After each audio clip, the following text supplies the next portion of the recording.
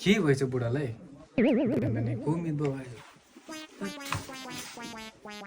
के बाबु मित बाहरू आउनु भएको बेलामा मित बाहरूलाई ढोक्क ए दर्शन मित बा पण्डितजी दर्शन लामा केटाको बेहोरा त खासै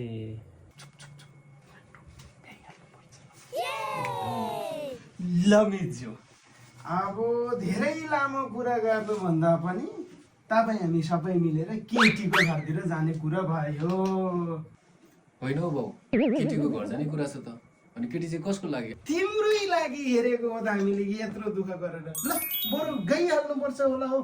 मित बाले यत्रो दुःख गर्नु भएको छ ल ढिला नगरी जाउँ न त। तर बाबु त्यहाँ गइसकेपछि सबै कुरो राम्रो छ भन्नु तिमीले सुनिस् कता बाजेले के भन्नुभयो? सुने बाउ सुने ल अब ढिला नगरी जाउँ न त। साग पनि यसपालि त किराले नै खाइसकेछ। ए ठुले हजुर बुबा अस्ति मैले एकजना पण्डितसँग तेरो दिदीको बिहेको लागि कुरा गरेको थिएँ। आज पण्डितले मान्छे लिएर आउँछु भन्दै हुनुहुन्थ्यो। यो हो र बाबा पाहुना कति बेला पो आउनुहुन्छ थाहा छैन। अब मान्छे कस्तो हुन्छ मान्छेको ठाउँको तेरो रिस त्यस्तै छ। अब रिसलाई अलिक कन्ट्रोल गर है। हस् बाबा केदारनाथजी पाहुना आए जस्तो छ बाबु यो राख र।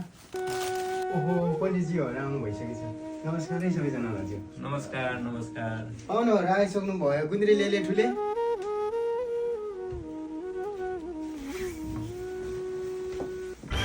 यो खोले के भने बाउ यस्तो ल हजुर यस्तै छ यतै मिलाएर बसौँ है सबैजना। ल आउनुहोस् हजुर आउनु ए बाउ खोइ मलाई चाहिँ बस्नु त म चाहिँ भुइँमा बस्नु